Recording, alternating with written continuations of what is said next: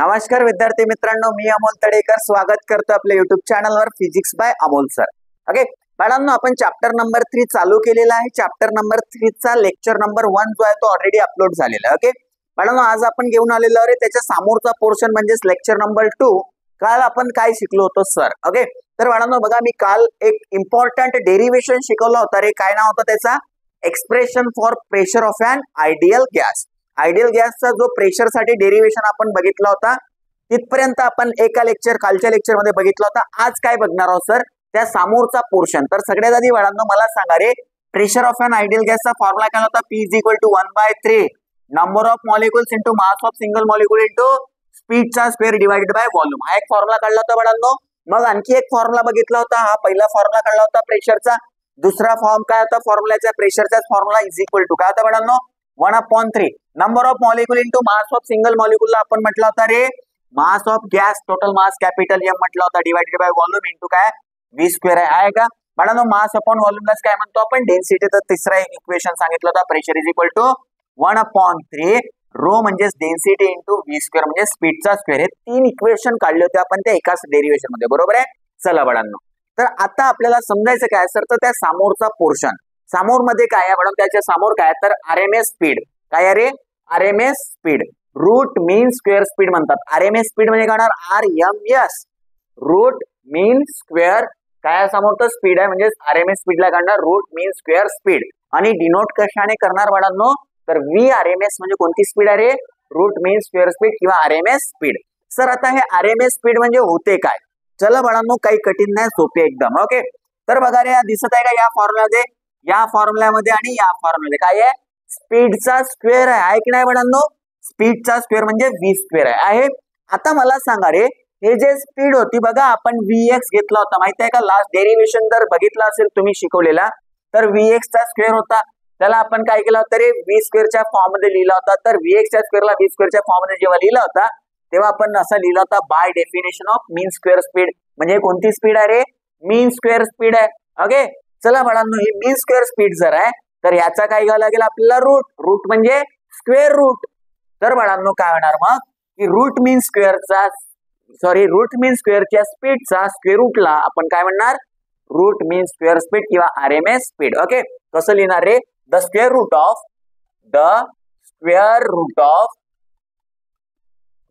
Of कोणती speed रे? Root mean square speed. Root mean square speed is called as RMS speed म्हणजे root mean square speed. काय करायचंय? Mean square स्पीडचा square root घ्यायचा, त्यालाच काय म्हणणार बाळांनो? Root mean square. म्हणजे मीन स्क्वेअर स्पीडचा काय घेणार? रूट म्हणजे स्क्वेअर रूट. ओके त्यालाच काय म्हणणार आपण? आरएमएस स्पीड म्हणणार. VRMS ने डिनोट करणार. तर बाळांनो बघा, आपण काहीतरी शिकलो होतो रे, जे शिकलो त्याला वापरून आपण आरएमएस स्पीडचा फॉर्म्युला काढणार. त्यानंतर मी एक दोन गोष्टी सांगणार आरएमएस स्पीड बद्दल, त्यानंतर आपण समोर बघू. ओके चला सर, तर काय करायचंय बघा रे, सगळ्यात आधी बाळांनो आपल्याला माहिती आहे, आपण आता बघा मी इथे एक फॉर्म्युला लिहिला होता नंबर 1 वर, त्याला वापरून आपण आरएमएस स्पीडचा फॉर्म्युला काढणार. ओके बाळांनो चला, लक्ष द्यायचंय, काहीच डिफिकल्ट नाही बाळांनो, एकदम सोपी चॅप्टर आहे. बघा कालचा लेक्चर जर बघितला असेल ना चांगल्याने, त्याला आणखी एक वेळा बघा, वाटल्यास नाही समजत आहे तर. ओके समजणार, मला माहिती आहे, मला मी विश्वास देतो या गोष्टीचा समजणार. एक दोन वेळेस बघा, त्याला प्रॅक्टिस करा, नोट्स पण दिल्या त्याच्या. ओके चला बाळांनो, तर काय होते आता बघा, तर वी नो दॅट, काय माहिती रे आपल्याला? वी नो दॅट, आपल्याला माहिती आहे बाळांनो, काय माहिती आहे बघा, आताच मी फॉर्म्युला लिहितो. Pressure of an ideal gas is equal to 1/3 number of molecules into mass of single molecule into स्पीडचा स्क्वेअर डिवाइडेड बाय व्हॉल्यूम. हा फॉर्म्युला माहिती आहे आपल्याला बाळांनो. बघा आता या फॉर्म्युल्यामध्ये ओके हा माहिती होता म्हणून डायरेक्ट लिहिला वी नो दॅट की आपण हा काढलेला आहे. ओके चला बाळांनो, 3 आणि v बघा इकडे डिवाइड मध्ये, तिकडे गेलो तर p सोबत कुठे जाणार आहे? इंटू मध्ये जाणार. तर देअरफॉर बाळांनो काय होणार? 3 आणि व्हॉल्यूम इकडे आणला, 3 आणि या व्हॉल्यूमला इकडे आणला, तर काय होणार मग? 3 into pressure into volume 3pv is equal to काय आहे बाळांनो? इकडे कोण राहिले रे मग? तर नंबर ऑफ मॉलिक्युल्स म्हणजे कॅपिटल एन, स्मॉल एम म्हणजे काय रे? मास ऑफ सिंगल मॉलिक्युल आहे. आणि बाळांनो v स्क्वेअर म्हणजे स्पीडचा स्क्वेअर जसंच्या तसा. हा v म्हणजे व्हॉल्यूम आहे आणि हा v म्हणजे काय तर वेलोसिटी किंवा स्पीड आहे बाळांनो. ओके चला, मी अशा प्रकारे काढतोय दोघांना. ओके चला, तर आता काय समजायचं आहे सर?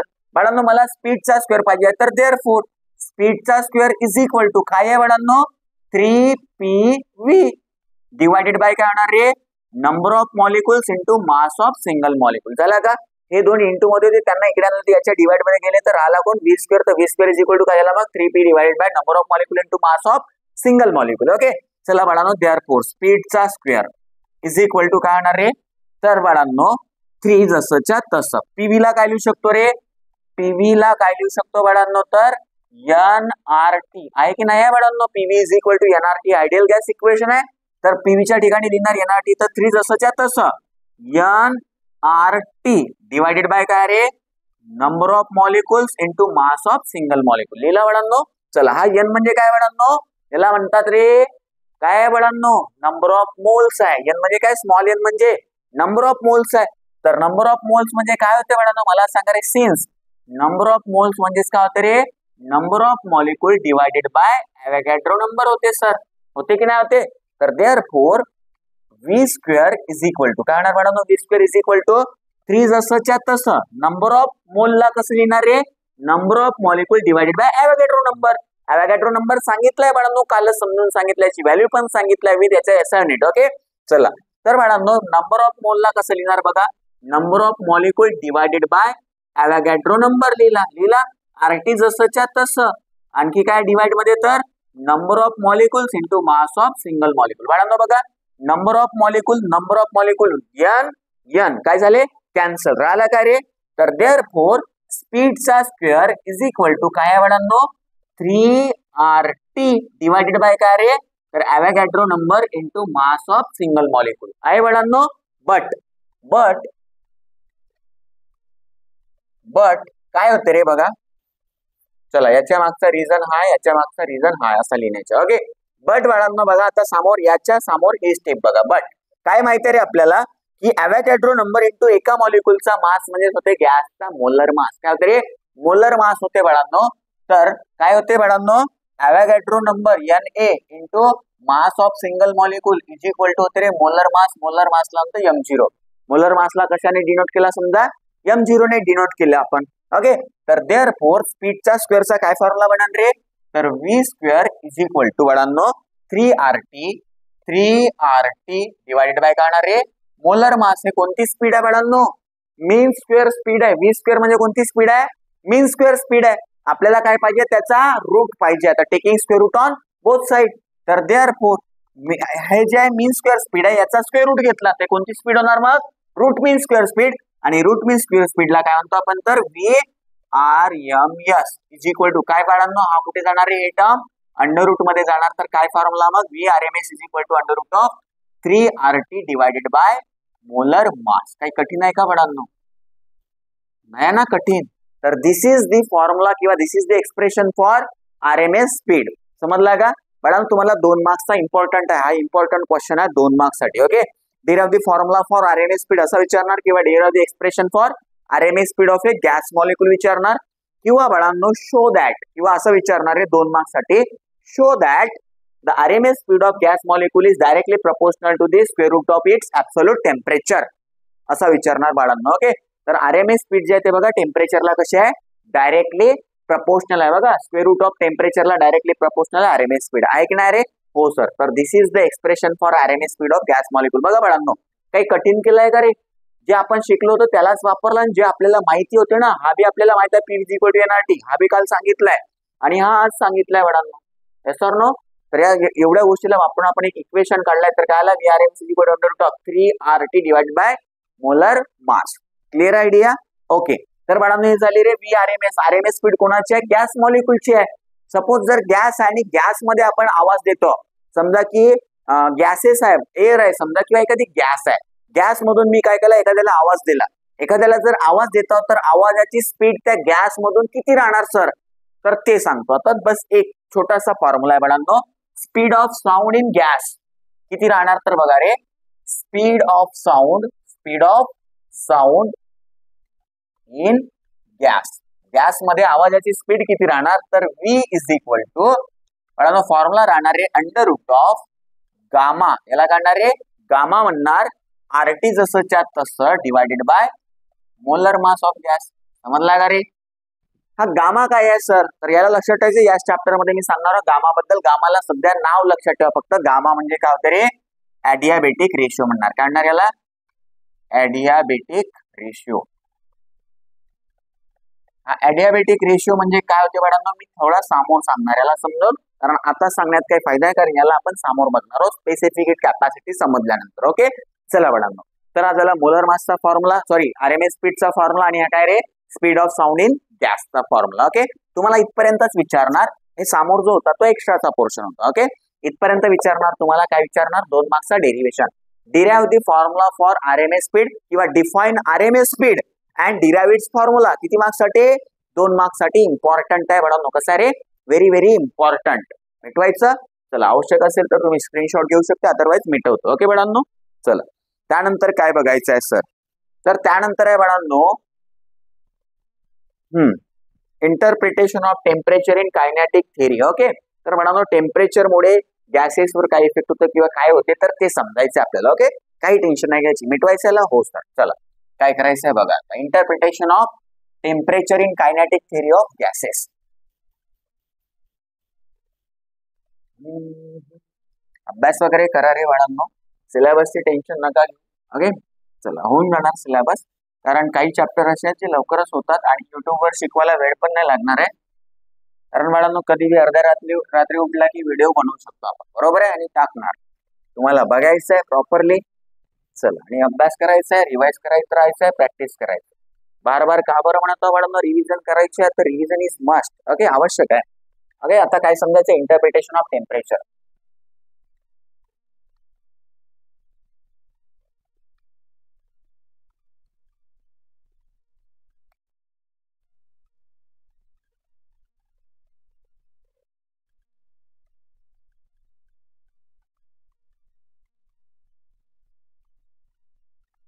काय लिहिलं बाळांनो, हेडिंग काय रे, interpretation of temperature in kinetic theories. तर काय आहे इंटरप्रिटेशन ऑफ टेम्परेचर, तर पहिले बाळांनो मी करून दाखवतो, त्यानंतर समजून सांगतो. तर जे करत होते समजत करणार. ओके समजून सांगत करणार. तर वी नो दॅट, काय माहिती आहे बाळांनो आपल्याला, वी नो दॅट असं लिहिलं, जे लिहिणार आहोत ते आपल्याला माहित असलेली गोष्ट लिहिणार आहोत. वी नो दॅट म्हटलं म्हणजे आपल्याला माहित आहे. काय माहित आहे, तर बघा जे लिहितो ते माहित आहे.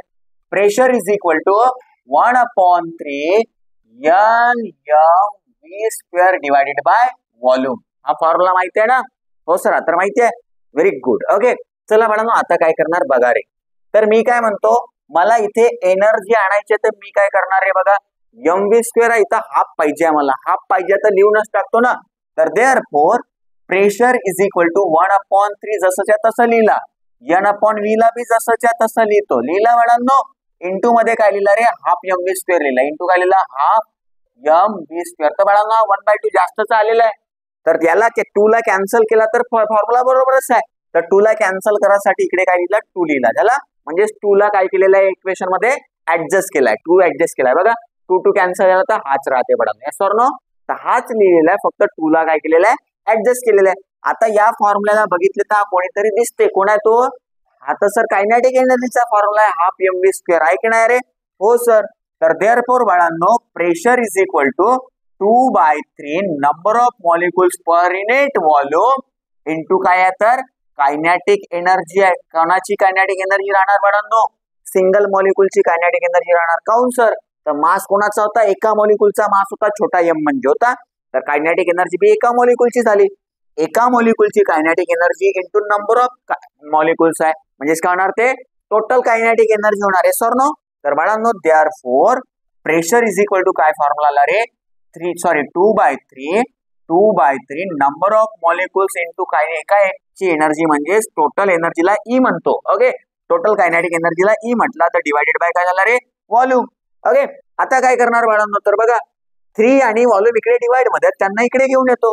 ओके तर राहणार कोण इकडे 2 इंटू एनर्जी, तर therefore 2 into energy is equal to 3 into PV.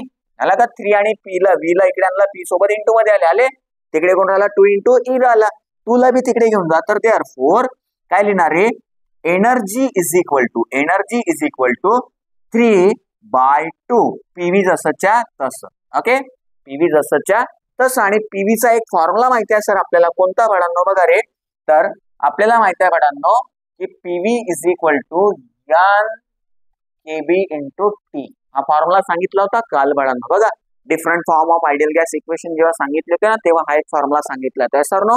हो सर. ओके. तर बाळांनो हा एन म्हणजे नंबर ऑफ मॉलिक्यूल, केबी म्हणजे बोल्ट्झमॅन कॉन्स्टंट होता, टी म्हणजे टेम्परेचर. तर पीव्ही इज इक्वल टू हा एक फॉर्म्युला आपण काढलेला होता. तर पीव्हीच्या ठिकाणी याला लिहू शकतो का सर? लिहू शकतो ना बाळांनो? हो सर लिहू शकता. तर लिहिणार.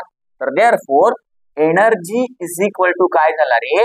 3/2. काय आहे रे? पीव्हीच्या ठिकाणी काय लिहिणार? N kB into T. हा एन म्हणजे काय रे? नंबर ऑफ मॉलिक्यूल आहे.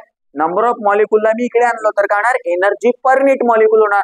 तर बाळांनो बघा त्याला मिटवतो कारण आपल्याला माहिती असलेली गोष्ट आहे. ओके चला तर काय आहे बाळांनो मग? देअरफॉर हा नंबर ऑफ मॉलिक्यूल इकडे इंटू मध्ये इकडे जातं डिवाइड मध्ये जाणार. तर energy per unit molecule is equal to किती राहत आहे रे? 3/2 केबी इंटू टी. किती राहत आहे? 3/2 केबी इंटू टी. समजलं का बाळांनो? हो सर. तर यालाच काय म्हणू शकतो? That is energy per molecule म्हणा, एनर्जी पर मॉलिक्यूल म्हणा किंवा एनर्जी पर युनिट मॉलिक्यूल म्हणा. तर बाळांनो energy per molecule is equal to किती आली मग? 3/2 केबी इंटू टी. तर बाळांनो मला सांगा रे, जर नंबर ऑफ मॉलिक्यूल एक असेल तर एनर्जी एका मॉलिक्यूलची एनर्जी किती राहणार? मग यांची व्हॅल्यू 1 झाली. तर एनर्जी किती राहणार? 3/2 केबी इंटू टी. तर दिसत काय रे? एनर्जी आणि टेम्परेचर मध्ये काय रिलेशन आहे? तर energy is directly proportional to the temperature. म्हणजे टेम्परेचर जर वाढला तर एनर्जी बी काय होणार? वाढणार बाळांनो गॅसची. समजला का रे? And this is the interpretation of temperature in kinetic theory. काय कठीण होतं का? म्हणजेच की energy is directly proportional to the temperature. Temperature वाढला तर एनर्जी वाढणार, टेम्परेचर कमी झाला तर एनर्जी बी काय होणार? कमी होणार. And this is the interpretation of temperature in kinetic theory. काही कठीण आहे का बाळांनो? नाही. ओके. सपोज जर तुम्हाला विचारला show that the energy of gas molecule is directly proportional to its temperature किंवा ऍब्सोल्यूट टेम्परेचर, देन बाळांनो तुम्हाला अशा प्रकारे करावं लागेल. आणि किती मार्क्स आहे हा? 2 मार्क्सचा एक छोटासा डेरिव्हेशन आहे. बघा याच्यामध्ये बी लास्ट टाइम जो केला ना आरएमएस स्पीड साठी त्याच्यासारखाच थोडाफार केलाय, फक्त इथे 2 ऍडजस्ट केला होता आणि बाकी स्टेप समजून सांगितल्यात. इथे काय लिहिणार आहे? Energy is directly proportional to the absolute temperature of gas molecule. Okay चला बाळांनो. त्यानंतर हा झाला interpretation of temperature in kinetic theory. त्यानंतर समोर काय आहे सर? ओके तर समोर आपल्याला समजायचं आहे रे आता की law of equipartition of energy. कोणता law? Law of equipartition of energy. बाळांनो इम्पॉर्टंट लॉ आहे. 1 मार्क्स साठी याची स्टेटमेंट विचारतात. ओके चला रे मिटव. सर हा चॅप्टर मध्ये सगळ्यात इम्पॉर्टंट आहे का सर? तर बाळांनो चॅप्टर जो आहे तो थोडा छोटा चॅप्टर आहे. सोबत याचा वेटेज जो आहे तो 7 मार्क्सचा वेटेज आहे, हाय वेटेज आहे. त्यामुळे भरपूर साऱ्या गोष्टी ऑलरेडी विचारलेल्या आहेत. ओके जसं मी रूट मीन स्क्वेअर स्पीड बद्दल बोललो ना, त्याची डेफिनेशन आणि त्याचा फॉर्म्युला जवळपास 2 मार्क्स साठी भरपूर वेळेस विचारलेला आहे. ओके जो 4 मार्क्सचा डेरिव्हेशन म्हटलं ना तो पण विचारलाय. मीन 3 पाथची डेफिनेशन सुद्धा विचारलेली होती. ओके तर बाळांनो अशा प्रकारे इम्पॉर्टंट आहे म्हटलं म्हणजे विचारलेल्या गोष्टी आहेत म्हणून इम्पॉर्टंट आहे म्हणून सांगत असतो. ओके चला रे समोर चालायचं आता. तर नेक्स्ट टॉपिक आहे आपला law of equipartition of energy. बस याच्यामध्ये एवढं समजायचं होतं. ओके जे मिटवलं ते. चला त्यानंतर बाळांनो आता समोर काय करणार? Law of equipartition of energy. Chalk कुठे? ओके कोणता लॉ बोललो रे? लॉ ऑफ इक्विपार्टेशन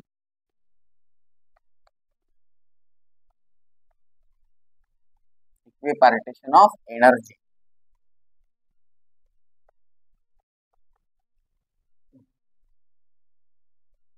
तर सर लॉ आहे म्हणजेच लॉ ला काय राहणार रे? स्टेटमेंट राहणार. तर बाळांनो याची स्टेटमेंट काय आहे बघा? स्टेटमेंट बाळांनो याची वाली या लॉची. ओके तर काय आहे स्टेटमेंट लिहून सांगणार मी, डोंट वरी. बट सगळ्यात आधी कन्सिडर करा की काल आपण बघा एक क्युबिकल बॉक्स घेतला होता. क्युबिकल बॉक्स मध्ये बाळांनो आयडियल गॅस आहे किंवा गॅस आहे असं समजा. हा क्युबिकल बॉक्स आहे. या क्युबिकल बॉक्स मध्ये समजा बाळांनो गॅस आहे. काय रे? गॅस आहे. अशा प्रकारचा हा बॉक्स आहे. Okay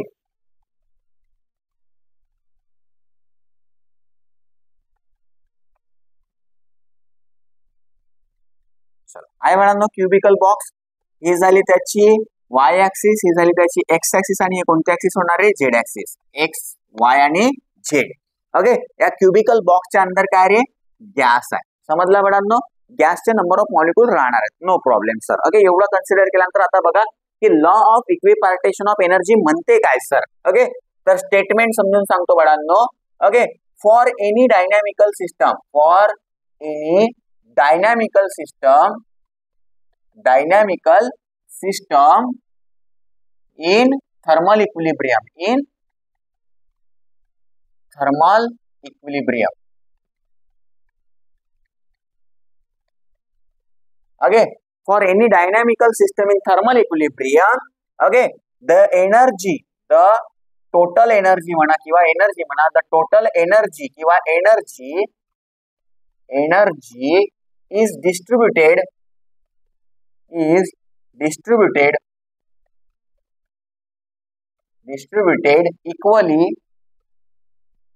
equally amongst all degree of freedom, DOF ला मी शॉर्ट, degree of freedom ला मी शॉर्ट मध्ये DOF लिहिला. समजून सांगतो degree of freedom म्हणजे होते काय. ओके, चला, तर equally distributed among all degree of freedom and the energy of each molecule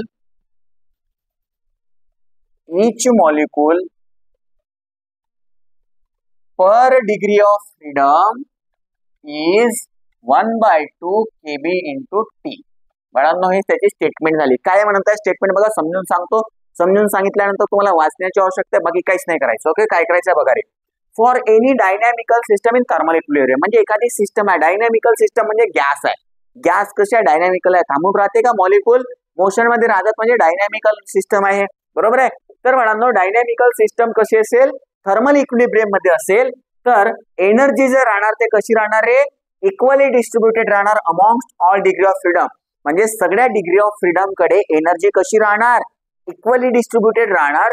सोबत बाळांनो, एका मॉलिक्यूलची एनर्जी एका डिग्री ऑफ फ्रीडम साठी किती राहणार, तर 1/2 kb into T. आणि हा कोणता लॉ आहे रे, law of equipartition of energy. Okay, कोणती पण एखादी डायनॅमिकल सिस्टम आहे किंवा एखादी गॅस आहे, गॅस काय आहे, कशी आहे रे बाळांनो, थर्मल इक्विलिब्रियम मध्ये. आता थर्मल इक्विलिब्रियम म्हणजे काय होते की गॅसचा टेम्परेचर आणि सराउंडिंगचा टेम्परेचर कसा राहील, सेम राहणार, तेव्हा त्या कंडिशनला आपण म्हणणार थर्मल इक्विलिब्रियम. तर या गॅस जेव्हा थर्मल इक्विलिब्रियम मध्ये राहणार तेव्हा या गॅसची एनर्जी सगळ्या डिग्री ऑफ फ्रीडम कडे इक्वली डिस्ट्रीब्युट राहणार. सर, डिग्री ऑफ फ्रीडम म्हणजे काय ते सांगतो बाळांनो, फक्त लक्षात ठेवा की डिग्री ऑफ फ्रीडम, सगळ्या डिग्री ऑफ फ्रीडम कडे एनर्जी कशी राहणार, इक्वली डिस्ट्रीब्युटेड राहणार. आणि बाळांनो, या गॅसच्या एका मॉलिक्यूलची एनर्जी एका डिग्री ऑफ फ्रीडम साठी किती राहणार, तर 1/2 kb T. किती राहणार रे, 1/2 kb into T एवढी राहणार. बाळांनो, आता समजायचं काय असतं. ओके, चॉक घ्या. चला, तर काय समजायचं, सगळ्यात आधी डिग्री ऑफ फ्रीडम समजून सांगतो, त्याच्यानंतर इथे कोण कोण आहेत ते समजून सांगतो. तर होणार काय तेच बी समजायचं आपल्याला. ओके, चला रे, law of equipartition of energy काय म्हणतो ते पण समजायचं. तर बाळांनो, मला सांगा की हे जे क्युबिकल बॉक्स आहे याचे कोऑर्डिनेट्स किती राहू शकतात रे, किंवा ऍक्सिस किती आहेत, एक्स ऍक्सिस, वाय ऍक्सिस आणि झेड ऍक्सिस आहेत का. तर बाळांनो, या सिस्टमच्या पोझिशन किंवा या सिस्टमचा जो काही कॉन्फिगरेशन आहे त्याला डिस्क्राईब करण्यासाठी किती ऍक्सिस आवश्यक आहे, तिथे एक्स, वाय आणि झेड 3 ऍक्सिस आवश्यक आहेत. म्हणजेच बाळांनो, हे जे कोऑर्डिनेट्स आहेत किंवा हे जे इंडिव्हिज्युअल क्वांटिटीज आहेत जे एखाद्या सिस्टमच्या पोझिशनला किंवा कॉन्फिगरेशनला डिस्क्राईब करण्यासाठी आवश्यक असणार आहेत, त्या इंडिव्हिज्युअल क्वांटिटीला किंवा कोऑर्डिनेट्सला आपण म्हणतो रे डिग्री ऑफ फ्रीडम म्हणतो. काय म्हणतो, डिग्री ऑफ फ्रीडम. DOF म्हणजे degree of freedom me short मध्ये लिहिलंय. ओके, तर डिग्री ऑफ फ्रीडम म्हणजे काय होणार की the degrees of freedom of any system are the what बाळांनो, कोऑर्डिनेट्स और individual quantities required to describe the position or configuration of the system, that is called as the degree of freedom. किंवा the degree of freedom is defined as the number of coordinates or individual quantities required to describe the position or configuration of the system. एखाद्या सिस्टमची position म्हणा किंवा त्या सिस्टमचा configuration म्हणा, या दोन गोष्टी डिस्क्राईब करण्यासाठी जे आवश्यक असणाऱ्या क्वांटिटीज आहेत किंवा कोऑर्डिनेट्स आहेत त्यांना काय म्हणणार आहे, डिग्री ऑफ फ्रीडम म्हणणार. काय म्हणणार बाळांनो, डिग्री ऑफ फ्रीडम म्हणणार. ओके, चला आता समोर तर एका डिग्री ऑफ फ्रीडम साठी आता बाळांनो म्हणत काय तर सगळ्या डिग्री ऑफ फ्रीडम कडे एनर्जी इक्वली डिस्ट्रीब्युटेड राहणार या गॅसची. ओके, म्हणजे जेवढी एक्स ऍक्सिस कडे काय आहे एनर्जी आहे तेवढीच वाय ऍक्सिस कडे राहणार गॅसची एनर्जी, तेवढीच झेड ऍक्सिस कडे, म्हणजे 3 ऍक्सिस कडे बाळांनो एनर्जी कशी राहणार इक्वली डिस्ट्रीब्युटेड राहणार. ओके, सोबत सोबत एका मॉलिक्यूलची एनर्जी एका डिग्री ऑफ फ्रीडम साठी किती राहणार तर 1/2 kBt. काय म्हटलेलं आहे रे, the energy of each molecule, each म्हणजे प्रत्येक मॉलिक्यूलची energy per degree of freedom म्हणजे एका डिग्री ऑफ फ्रीडम साठी किती राहणार तर 1/2 kB इंटू टी. समजला का रे? And this is the law of equipartition of energy. म्हणजेच काय म्हणतात पुन्हा बस लास्ट टाइम सांगतो की या गॅसची एनर्जी सगळ्या डिग्री ऑफ फ्रीडम, आता इथे डिग्री ऑफ फ्रीडम किंवा कोऑर्डिनेट किती आहेत रे तर 1, 2 आणि 3, तर डिग्री ऑफ फ्रीडम किती झाली याची 3 झाली. तर बाळांनो डिग्री ऑफ फ्रीडम या म्हणजे या डिग्री ऑफ फ्रीडम कडे किंवा या ऍक्सिस कडे किंवा या ऍक्सिस कडे एनर्जी कशी डिस्ट्रीब्युटेड राहणार तर इक्वली डिस्ट्रीब्युटेड राहणार. म्हणजे या गॅसची एनर्जी जेवढी एक्स ऍक्सिस कडे आहे तेवढीच वाय ऍक्सिस कडे आहे तेवढीच झेड ऍक्सिस कडे आहे. समजला? त्याच्यानंतर या एका मॉलिक्यूलची एनर्जी या एका डिग्री ऑफ फ्रीडम साठी किती राहणार तर 1/2 kBt. तसाच एक्स साठी 1/2 kBt असेल तर वाय ऍक्सिस साठी पण किती राहणार मग एका मॉलिक्यूलची एनर्जी 1/2 kBt आणि झेड ऍक्सिस साठी सुद्धा एका मॉलिक्यूलची एनर्जी किती राहणार मग 1/2 kB इंटू टी. तर समजायचं काय होतं मॅडम आपल्याला माहिती आहे energy is equal to formula काढला होता, किती काढला होता सांगा एनर्जी पर मॉलिक्यूलचा 3/2 n into kB into T. कळला होता का बाळांनो? किंवा 3/2 kBt, 3/2 kB into T. Sir n कुठे गेला तर एनर्जी पर युनिट मॉलिक्यूल म्हटला मी याला, म्हटलं चला रे म्हणजे डिवायडेड बाय n आहे. ओके चला, तर आपल्याला माहिती आहे बाळांनो आता समजा मॉलिक्यूल आहे, मॉलिक्यूलच्या एनर्जी कोणाकोणाकडे राहणार एक्स ऍक्सिस कडे, वाय ऍक्सिस कडे आणि झेड ऍक्सिस कडे. तर total kinetic energy of the molecule along the x y z axis is given by E is equal to काय होणार आहे हाफ mv स्क्वेअर किंवा vx चा स्क्वेअर, एक्स ऍक्सिस ची एनर्जी झाली आहे प्लस काय होणार आहे half m velocity in y direction चा square plus half m velocity in z direction चा square. Okay, but law of equipartition of energy काय म्हणते जेवढी एक्स ऍक्सिस कडे एनर्जी राहणार तेवढीच वाय कडे आणि तेवढीच झेड कडे. तर देअरफॉर 1/2 mv स्क्वेअर किंवा 1/2 mvx square is equal to काय होणार आहे 1/2 mvy square is equal to काय होणार मग 1/2 mvz चा स्क्वेअर इज इक्वल टू किती राहणार बाळांनो एक्स साठी जेवढी आहे तेवढीच वाय साठी आहे तेवढीच झेड साठी आहे बाळांनो. तर एका प्रत्येकासाठी एका एका डिग्री ऑफ फ्रीडम साठी घेतल्या तर किती राहते म्हणते 1/2 kB इज इक्वल टू किती राहणार मग 1/2 kB into T, 1/2 kB into T. आता चॉक तुटत आहे. ओके 1/2 kB इंटू टी बाळांनो हाच काय मग law of equipartition of energy. Okay चला एवढं समजायचं होतं, यामध्ये स्टेटमेंट समजून घ्या, बाकी काही नाही समजला तरी चालेल. ओके काही कठीण नाही आहे. दुसरा काही समजायचं तर हा एक फॉर्म्युला होता जो आपण ऑलरेडी बघितलेला आहे. ओके बाळांनो चला रे, त्यानंतर समोर आपल्याला समजायचं डिग्री ऑफ फ्रीडमची डेफिनेशन पण समजायची होती की एखाद्या सिस्टमची पोझिशन किंवा कॉन्फिगरेशनला डिस्क्राईब करण्यासाठी जे कोऑर्डिनेट्स किंवा इंडिव्हिज्युअल क्वांटिटीज आवश्यक राहणार त्यांना आपण म्हणणार आहे डिग्री ऑफ फ्रीडम. ओके चला त्यानंतर म्हणून समोर आहे रे डायटोमिक मॉलिक्यूल. कोणता मॉलिक्यूल आहे डायटोमिक मॉलिक्यूल. सर हा डायटोमिक मॉलिक्यूल म्हणजे होते काय, चला याला मिटवणार बाळांनो आणि आपण काय करणार तर डायटोमिक मॉलिक्यूलची एनर्जी काढणार आहोत. कशी काढणार सर बघायचं आहे. ओके आता एनर्जी कशी काढणार डायटोमिक मॉलिक्यूलची बघायची. तर आपण कन्सिडर केला समजा डायटोमिक मॉलिक्यूल आहे. सर डायटोमिक मॉलिक्यूल म्हणजे काय होतं रे तर असा मॉलिक्यूल ज्याच्यामध्ये किती ऍटम्स राहणार 2 ऍटम राहणार. डाय म्हणजे किती होते 2, तर असा मॉलिक्यूल ज्याच्यामध्ये 2 ऍटम्स आहेत त्याला काय म्हणणार रे डायटोमिक मॉलिक्यूल. फॉर एक्झाम्पल बाळांनो ओके डायटोमिक मॉलिक्यूल समजायचं energy of a diatomic molecule म्हणा किंवा डायटोमिक मॉलिक्यूल असं समजा energy of a diatomic molecule.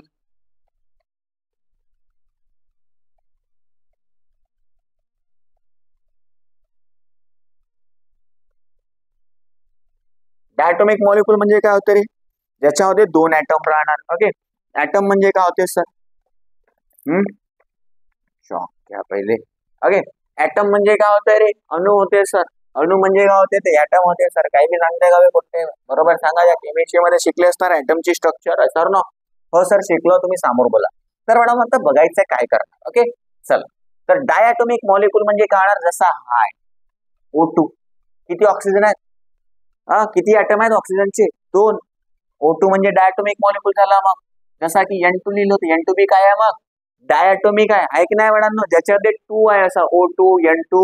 Okay त्यानंतर आणखी कोण येणार 2 मध्ये समोर बोला Cl2 Br2 Jb काय आहे तर बाळांनो ज्याच्यामध्ये 2 आहे तो कोण झाला डायटॉमिक झाला yes or no तर हे जे आहेत ना काय आहेत बाळांनो हे डायटॉमिक मॉलिक्युल किंवा CO2 घ्या ओके तर बाळांनो हे काय डायटॉमिक असल्यामुळे डायटॉमिक मॉलिक्युलची आपल्याला एनर्जी समजायची आहे तर बघा काय करतं ओके चला डायटॉमिक म्हणजे कोण आहे समजलं असं O2 N2 हे कशाचे एक्झाम्पल आहेत O2 किंवा N2 जिथे 2 लागून आहे N ला 2 लागून आहे म्हणजे N2 काय रे डायटॉमिक आहे ओके किंवा O ला 2 लागून आहे म्हणजे O2 काय आहे तर डायटॉमिक आहे म्हणजे 2 ऍटम आहेत यामध्ये ओके चला बाळांनो आता समोर समजून सांगतो किंवा काय कोऑर्डिनेट सिस्टम कन्सिडर केलं समजा ओके तर हे समजा एक्स ऍक्सिस आहे ही वाय ऍक्सिस आहे आणि कोणती ऍक्सिस आहे रे झेड ऍक्सिस आहे बाळांनो हे जर एक्स ऍक्सिस आहे ना तर हे बी कोणती ऍक्सिस राहणार मग हे बी एक्स ऍक्सिस आहे सर ओके चला बाळांनो हे काय झाली ओरिजिन झाली पॉझिटिव्ह एक्स ऍक्सिस आहे निगेटिव्ह ऍक्सिस आहे ओके चला मी डायटॉमिक मॉलिक्यूल घेतो ओरिजिनवर तर त्याचे 2 ऍटम राहणार बाळांनो अशा प्रकारे इथे एक ऍटम आहे diatomic मॉलिक्यूलचा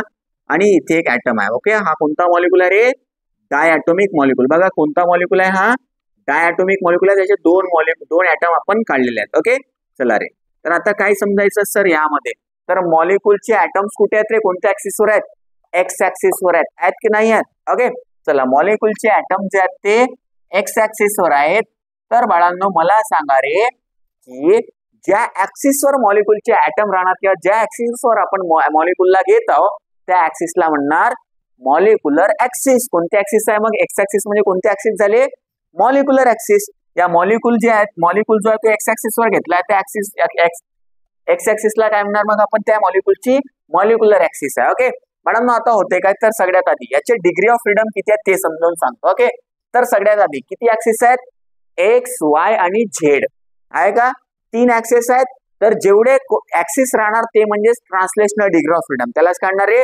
translational degree of freedom तर मॅडम सगळ्यात आधी बघा ट्रान्सलेशनल डिग्री ऑफ फ्रीडम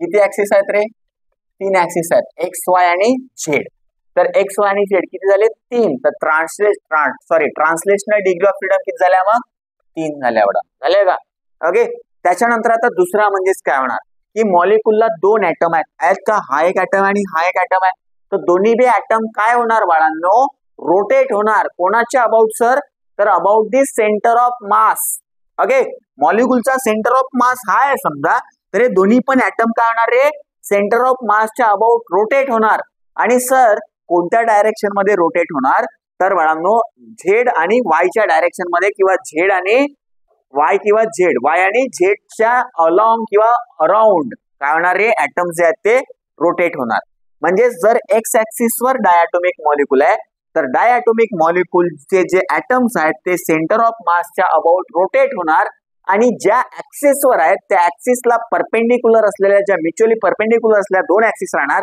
त्यांच्या अबाउट काय होणार ऍटम्सचा रोटेशन होणार ओके तर रोटेशन कोणाकोणाच्या भोवताल होऊ शकते समजा एक्स ऍक्सिसवर जर मॉलिक्यूल आहे तर बाळांनो राहिले कोण मग वाय आणि झेड तर वाय आणि झेडच्या अबाउट काय होणार या ऍटम्सचा रोटेशन होणार तर हे झाली होती ट्रान्सलेशनल डिग्री ऑफ फ्रीडम आता रोटेशन होत आहे म्हणजेच रोटेशनल डिग्री ऑफ फ्रीडम म्हणणार आपण त्याला तर रोटेशनल डिग्री ऑफ फ्रीडम कोणाकोणाच्या भोवता रोटेट होणार ऍटम्स तर जर एक्स वर असतील तर वाय आणि झेडच्या भोवता रोटेट होणार जर झेड ऍक्सिस वर ऍटम्स असतील किंवा मॉलिक्यूल असेल तर वाय आणि एक्सच्या भोवता रोटेट होणार ऍटम्स आणि जर वाय ऍक्सिस वर मॉलिक्यूल घेतला असता तर म्हणून झेड आणि एक्सच्या अबाउट ऍटम्स काय झाले ते रोटेट म्हणजे कोणत्याही दोघांच्या भोवताल ऍटम का होत आहेत रोटेट होत आहेत तर रोटेशनल डिग्री ऑफ फ्रीडम किती झाली मग 2 झाली का रे चला त्याच्यानंतर बाळांनो ऍटम्स आहेत तर ऍटम्स मध्ये बॉन्ड राहणार कोणता बॉन्ड राहते सर कोव्हॅलंट बॉन्ड राहते बाळांनो राहते की नाही राहते हो सर तर बाळांनो कोव्हॅलंट बॉन्ड आहे आणि बॉन्ड मुळे काय होणार बाळांनो त्यांच्यामध्ये व्हायब्रेशन्स पण येणार ऍटम्स जेव्हा रोटेट होत आहेत सोबत सोबत त्यांच्यामध्ये कोव्हॅलंट बॉन्ड आहे तर due to covalent bond atom काय होणार व्हायब्रेट होणार म्हणजे कोणती डिग्री ऑफ फ्रीडम रे मग व्हायब्रेशनल डिग्री ऑफ फ्रीडम तर त्याला म्हणणार आपण व्हायब्रेशनल डिग्री ऑफ फ्रीडम बाळांनो आता मला सांगा व्हायब्रेशन बी कोणाच्या भोवताल होणार ज्याच्या भोवताल रोटेट होतात त्याच्याच भोवताल व्हायब्रेट होणार म्हणजेच बाळांनो दोघांच्या भोवताल रोटेट होत होते ऍटम्स तर व्हायब्रेशन बी कोणाच्या भोवताल होणार दोघांच्याच भोवताल होणार समजला ओके बाळांनो तर एवढ्या डिग्री ऑफ फ्रीडम असतात डायटॉमिक मॉलिक्यूलला तर आता याची एनर्जी काढायची आहे. तर आपल्याला माहिती आहे बाळांनो, एका मॉलिक्यूलची एनर्जी एका डिग्री ऑफ फ्रीडम साठी 1/2 kBT असते. आता सांगितला होता. तर मला सांगा, आता इथे करतो की therefore energy of diatomic molecule E is equal to, एका मॉलिक्यूलची एनर्जी एका डिग्री ऑफ फ्रीडम साठी किती असते बाळांनो, इकडे लिहितो रे, E is equal to 1/2 kB into T. तर मला सांगा रे, हे ट्रान्सलेशनल डिग्री ऑफ फ्रीडम साठी किती आहे? ट्रान्सलेशनल डिग्री ऑफ फ्रीडम 3 आहे. तर एका मॉलिक्यूलची एनर्जी 3 डिग्री ऑफ फ्रीडम साठी एकासाठी एवढी राहते, तर 3 साठी अशी राहणार का? 3/2 kB इंटू T. 5 साठी कशी राहणार मग? 5/2 kB इंटू T.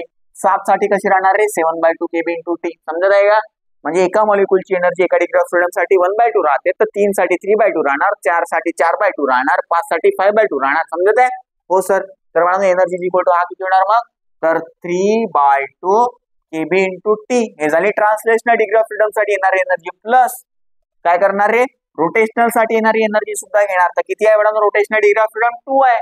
तर काय होणार? 3 साठी 3/2 होते, तर 2 साठी 2/2. हा डिवायडेड वाला 2 सारखाच राहणार.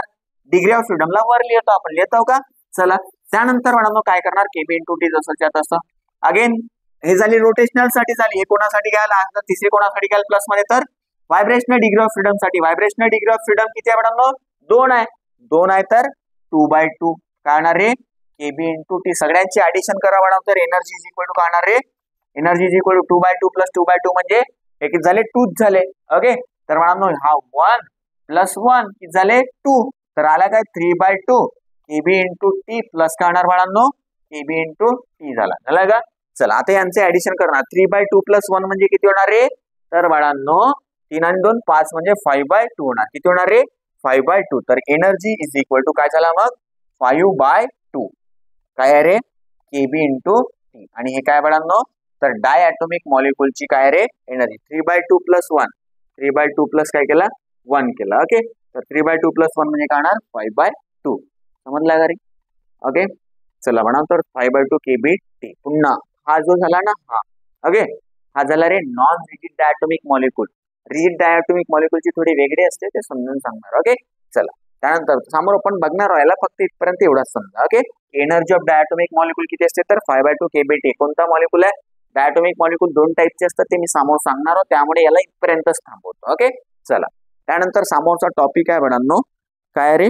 तर एनर्जी ऑफ डायटोमिक मॉलिक्यूल झाली. हो, तर त्यानंतर आपल्याला समजायचं स्पेसिफिक हीट कॅपॅसिटी म्हणजे काय होते. ओके, चला, तर स्पेसिफिक हीट कॅपॅसिटी बद्दल बोलू बाळांनो आपण. चला, की याला समोर घेऊ आपण. सपोज जर स्पेसिफिक हीट कॅपॅसिटी, त्यानंतर मेल्स रिलेशन वगैरे या गोष्टी एका लेक्चर मध्ये कव्हर करू. चला, तर बाळांनो आज एवढंच समजून घ्या. ओके, त्यानंतर आपण नेक्स्ट लेक्चर मध्ये याचा समोरचा पोर्शन जो की स्पेसिफिक हीट कॅपॅसिटी पासून चालू होणारा पोर्शन आहे, त्याला स्टडी करणार आहोत. तो सुद्धा थोडाफार इम्पॉर्टंट आहे. अशाच प्रकारे आपण लेक्चर घेणार आहोत. चला, अभ्यास करायचा आहे. Thank you so much.